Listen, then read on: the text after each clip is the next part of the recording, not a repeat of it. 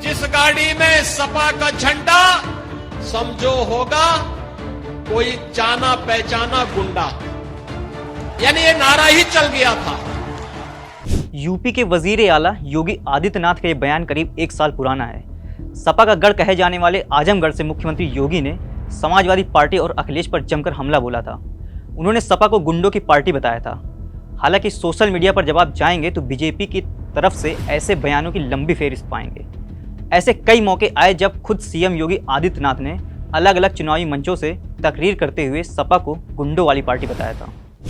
Samajwadi party की सरकार के समय तो अराजकता ही उसका पर्याय हो गया था। देश के अंदर एक नारा चल पड़ा था, जिस गाड़ी में सपा का झंडा समझो होगा कोई जाना पहचाना गुंडा, यानी ये नारा ही चल गया था। लोग ये मान लिए थे।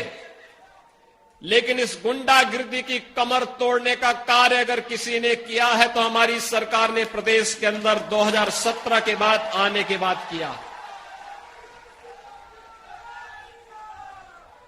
क्योंकि ये लोग सत्ता में आकर के जिस प्रकार की तबाही मचाए थे, गरीबों की जमीनों पर, दलितों की जमीनों पर, व्यापारियों के प्रतिष्ठानों पर कब्जा करके जिस प्रकार की अराजकता इन्होंने पैदा की थी, ये किसी से छुपा हुआ नहीं।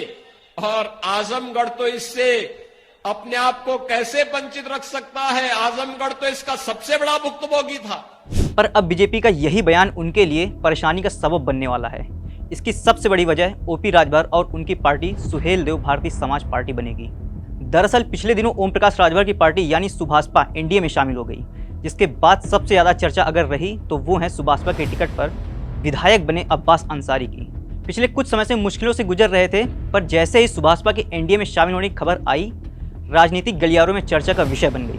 दरअसल अब्बास अंसारी ने मऊ सदर सीट से सुभाषपा के टिकट पर विधानसभा 2022 में चुनाव लड़ा था, जिसमें उन्होंने जीत हासिल की थी। अब ओपी राजभर की पार्टी एनडीए का हिस्सा है और अब्बास अंसारी सुभाषपा के विधायक हैं। मतलब ये कि अब अंसारी भी एनडीए के हो गए हैं। इन दिनों अब्बास सलाखों के पीछे हैं। उन पर शस्त्र लाइसेंस पर कई असलहे खरीदने का मामला भी चल रहा है। ऐसे में सवाल है कि ये सब होने के बाद अब्बास को राहत मिलेगी या नहीं। इस मामले में सुभाषपा और बीजेपी में पेंच फंसेगा। वहीं एनडीए में ओपी राजभर के जाने के बाद सपा अध्यक्ष अखिलेश यादव को बीजेपी पर हमला करने का मौका मिल गया है। मुख्तार और अब्बास को माफिया बताने वाली बीजेपी अब अखिलेश के सवालों से कैसे बचेगी, वो भी जब अब्बास खुद एनडीए का हिस्सा बन गए हैं। सपा को गुंडों की पार्टी बताने वाली बीजेपी अब इस सवाल का सामना कैसे करेगी। अखिलेश अब लोकसभा चुनाव में इसी मुद्दे पर बीजेपी को घेरने की पूरी प्लानिंग बना रहे हैं।